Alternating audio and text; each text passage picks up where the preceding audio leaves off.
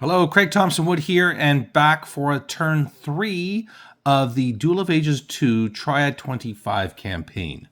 And I apologize, I wanted to get this out sooner, but it's just I've had some setbacks and things, distractions in the home, so it is what it is. But I am committed to this. I am enjoying this, so it's not like I'm not doing it because I'm hating what I'm doing. It's just life stuff, right? You know what I mean. All right, so I have considered what I'm doing for Team White here. I am set in my actions now. I know what I'm going to do. And looking back at some things, I talked, well, not talked rather, but my brother did respond on the thing. It was, so one, he was just questioning like the movement with Bill Hickok here. He said the Mesas is weird. There's a squiggle. It's hard to see. Let me just see if I zoom in there. So it's got the squiggles here, just on this space here, right? And so it would be 2 spaces for him to get up. I believe Bill started here in the blue. Well, I don't think it actually makes a difference because they're there. That's going to be 1, right? So Bill Hickok has a movement of 6, and so he went 1, 2, 3, 4, 5, 6. So he's not making it up there in any way, shape, or form. So it wasn't going to happen. Excuse me. So that is where he is, and that is no question. My brother had also pointed out that I believe it was Agent 911 here. He has no, it wasn't. Well, that whole thing with the secret 6, and it's just like it had to do with them. No, it's not Benetaro. Now I'm bothered. Dr. Panopoulos. Nope. Okay. Nope. Was it Bill Hickok? No. Anyway, so one of them had the thing where it had that little symbol that said 6, secret 6, and it had to do with if they when the card is used, if they have a respect of 6 or greater. There it is, the face cube. So you draw a secret card, so that symbol matching the respect sign here. So if the person who uses it has respect 6 or greater, when they use it, they can also draw a secret card. So that's what that meant. All right, so that was, I wasn't 100% sure, but he gave me the clarification. And now I can't get that back under. There we go. All right, so on with it.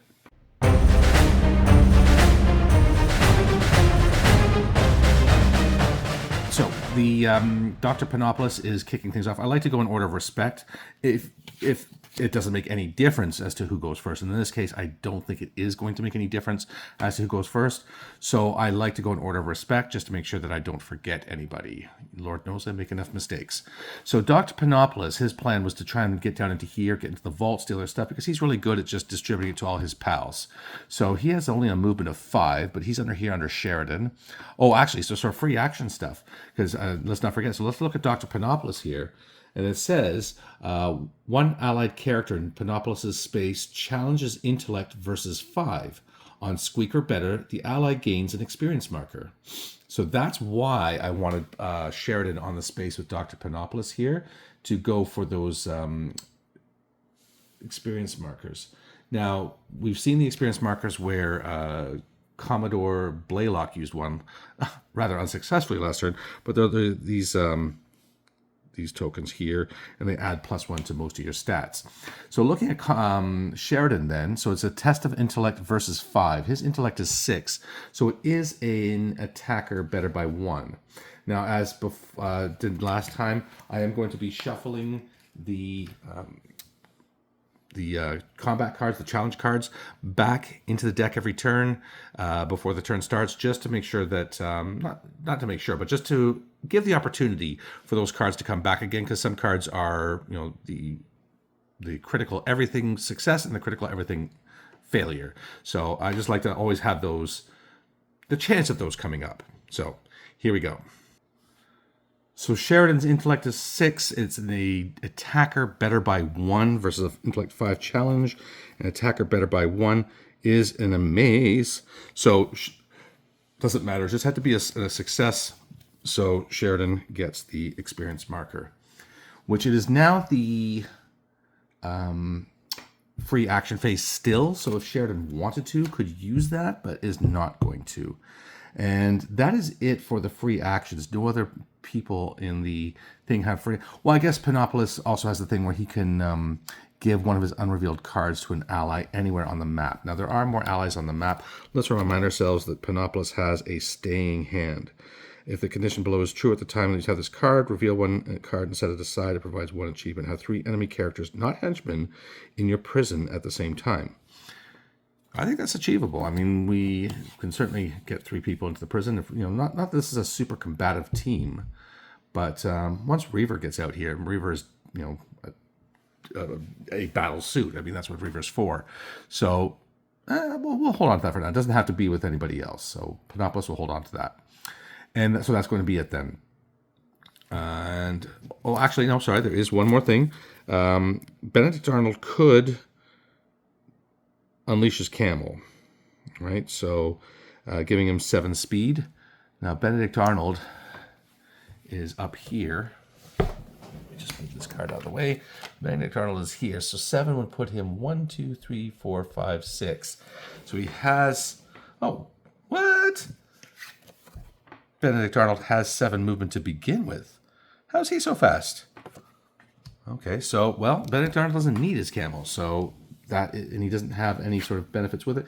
You know who could use the camel is Sheridan, because the camel, if you look, has that symbol which matches Sheridan's symbol right there. So Sheridan would actually get 8 movement on the camel. So that's maybe something Benedict Arnold could consider, is meeting up with Sheridan. And Sheridan's like everybody's buddies. Everybody wants to give Sheridan a present. All right, so that's it. So for the free action phase, so we go on to the fire phase. There is nobody with a gun or anything to fire, so we're going to go on to the movement phase. So starting with Panopoulos, he's going to move his 5. He's slower than the rest, and he goes 1. Let me zoom in on the space here.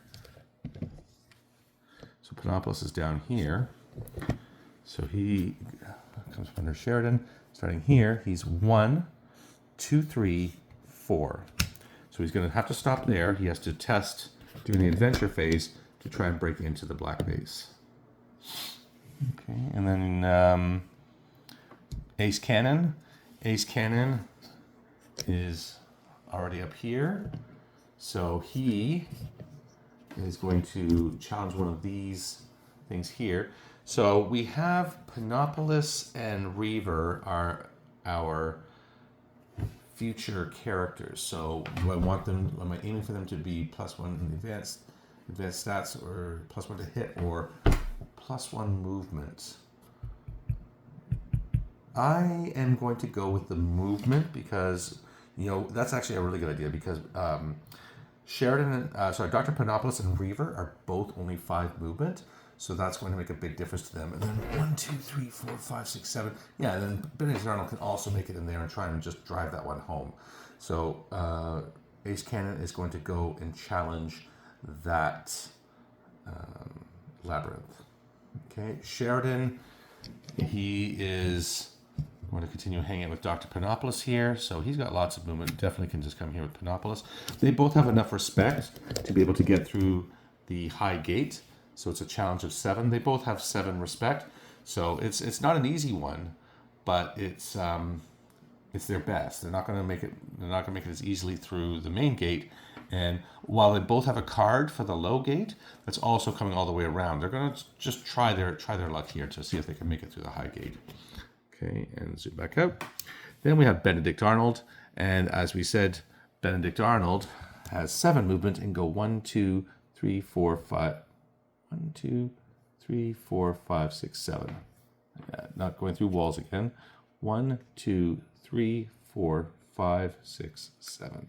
So he's also going to try the Future Labyrinth, as I said, in the same spot, and hopefully drive that one home.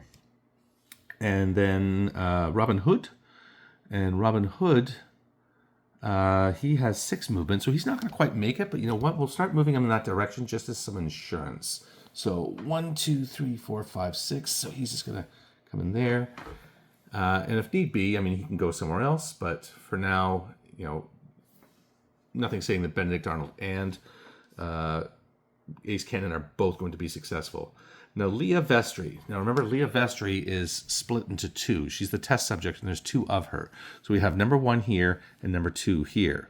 So number 1, she is actually, I was thinking to move over towards the the modern labyrinth, because she is modern, so she'll have an advantage in that. And she has a movement of 7. Some really fast ones on the team here. So 1, 2, 3, 4, 5, 6. And I'm just counting, like it'll be 1, 2, 3, 4, 5, 6, 7. So she'll be able to just dive right in there next turn. 1, 2, 3, 4, 5, 6, 7. Yeah, I want to keep her hidden in the trees right now, because otherwise, I don't. We know that we have a gunslinger here with a couple cards. There's always that chance that he could have a gun. So she would play it a little cautiously, stay hidden in the trees, and then make the run for it. Don't give him 2 shots. Let him only have the 1. Right? So she's good there. And then that's it. That's it for the movement. So then we go on to op fire. And there is not going to be any op fire, because I don't think there's any white team members out of their base, out of the things. Actually, no, sorry. We just talked about Bill Hickok, but Bill Hickok is behind the mesa, so he couldn't see anything unless somebody walked around one of those. Oh, sorry, we actually haven't moved the other test subject. And she, I think, is just going to, with 2 there. Blaylock is combative. Dr. Ulf is not, but still, there is 3 of her. So we don't want to mess around. We're just going to go 1, 2, 3, 4, 5, 6, 7. And she's just going to go running that direction away from those other 2. And actually, no, I guess here we have Milena Arabato up there. Milena Arabato. So but again, she wouldn't have seen anything, and she didn't have a card. So there's definitely no op fires, is I guess the point I'm trying to make here. So op fire is over. We go on to melee. There is no melee. Nobody is in a melee. Nobody's in an enemy space. So we go on to adventuring. So for adventuring, we'll go in order of respect, and we'll start off with Dr. Panopoulos. His 7 respect versus the High Gates challenge of 7 respect. So it is attacker better by 0. Attacker better by 0 is a squeak.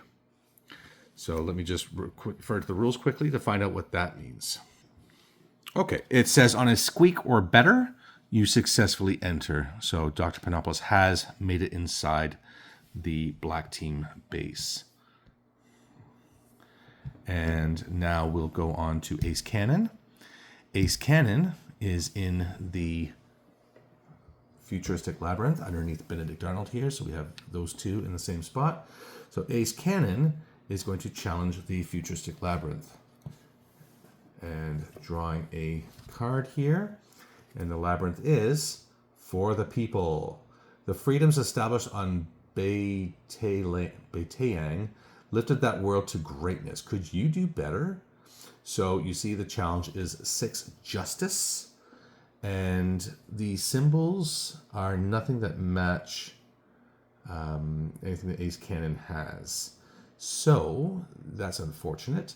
So Ace Cannon has a 4 justice and nothing matching. Does not match the age, does not match either of the symbols. So it is going to be a defender better by 2. So defender better by 2. Turn around. Defender better by 2 is still a success. So Ace has successfully done it.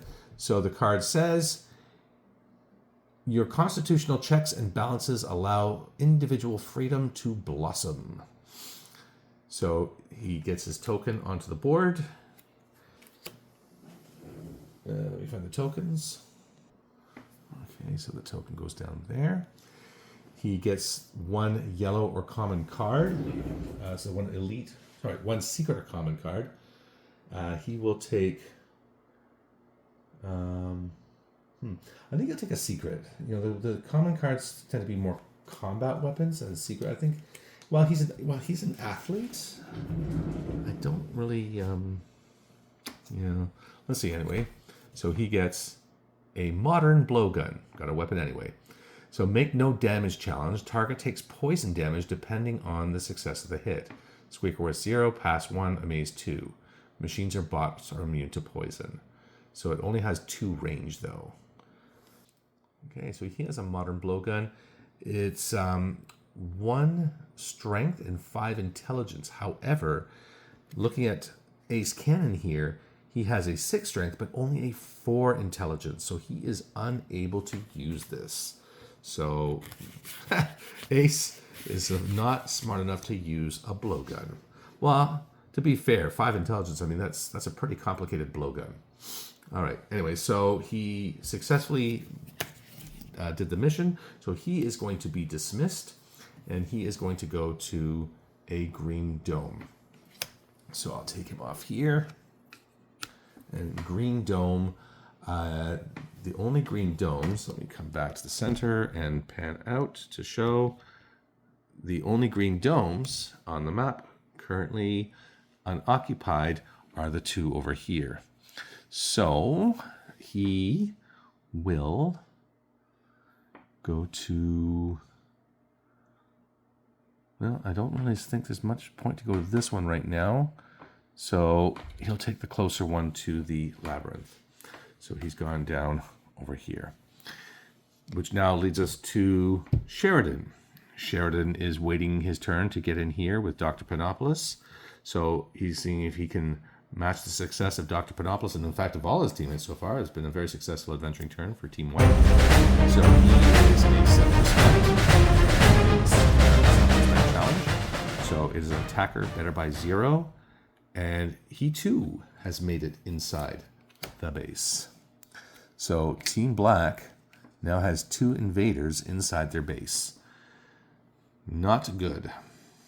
On to Benedict Arnold. Benedict Arnold was challenging the labyrinth, trying to work that home. So now, yeah, so I'm just reading Benedict Arnold's card here. Let me just show you. So just this text part here. So an ally amazes on an adventure. So we did have no, we had a squeak. What was the amaze on? Right, the amaze was with Sheridan's challenge for the token. So that wasn't an adventure. So that was just a challenge. So and so far in the adventures we've had successes only. So he's not getting traitorous, I guess is the word I'm looking for. So he is challenging this. We need to know what the adventure is. Ace got rid of the last one. So I'm going to split the deck, draw a card out, and he is facing the sliding wormhole. It takes precision calculations to navigate such an anomaly. So looking at this things, so he obviously doesn't match the age. Benedict Arnold is colonial, this is future. And he does not match either of the symbols that are there. And don't ask me what they mean. I've never taken the time to commit that to memory. But it is a 6 intelligence challenge, and he has 6 intelligence. So everything else is a wash. So it is just intelligence versus intelligence. So it is an attacker better by 0. And he gets a pass. And so that pushes that token right down now. So the futuristic characters now have +1 movement. Plus they have the labyrinth point. And now Benedict Arnold will be dismissed. And he is going to a red dome.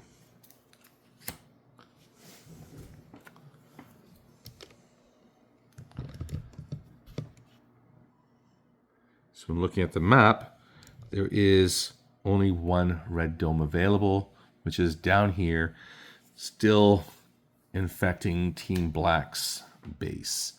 It's that little backdoor to Black. But, well, Benedict Arnold does have a respect of 6, so he's not as good as Panopoulos and Sheridan to get in there, but it's still a chance. Okay, so that is it for Benedict Arnold. Robin Hood is still outside the labyrinth. He's not ready to go in yet. Leah Vestry. One is here hiding in the woods. The other has run into the tunnel, so she is not ready to do anything. So that's the end of our adventuring phase. It now takes us on to the reinforcement phase. For the reinforcement phase, we only have one reinforcement to bring in for either team, and that is Reaver Mark 7, the Battered War Machine.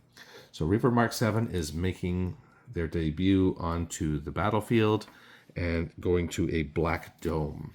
So Reaver Mark 7. Now, Reaver Mark 7. So there's black domes up here. One black dome up there. So the black domes are all at the top. And Reaver Mark 7 is now going to have bonus movement. Yeah, you've got that Netmender up there. So maybe Reaver can put some pressure on Sven the Netmender. So Reaver Mark 7 has gone up into that space there, and you see Sven right next to him. So it's going to be a race. And that is it for Team White. Everybody is now gone. All the phases of the turn are over. So we're going to end the turn and go on to Team Black.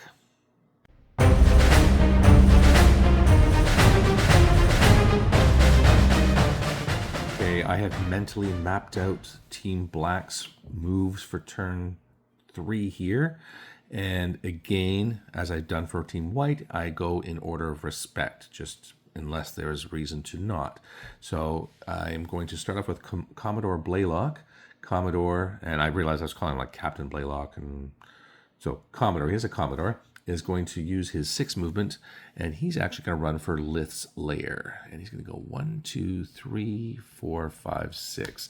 And I'm treating this space here as open, even though I guess it's open because the buildings are here. I just want to make clear that there's not a building in the space there. So that's 1, 2, 3, 4, 5, 6. So he's moving over towards Lith's Lair. Then Milena Arabato. Milena is over here. And we have Bill Hickok, Christina Carlsdottir, and Diaz Elgato. So we have, Christina is kind of, she's a runner. So she trades items between people. So movement might be good, but she's already a 7 movement. I'm more looking at just Elgato and Hickok. Increasing their chances to hit would be great. So she's going to go for the one to give bonuses to hit, which is in the middle here. So she's going to go 1, 2, 3, 4. Then we go on to Bill Hickok.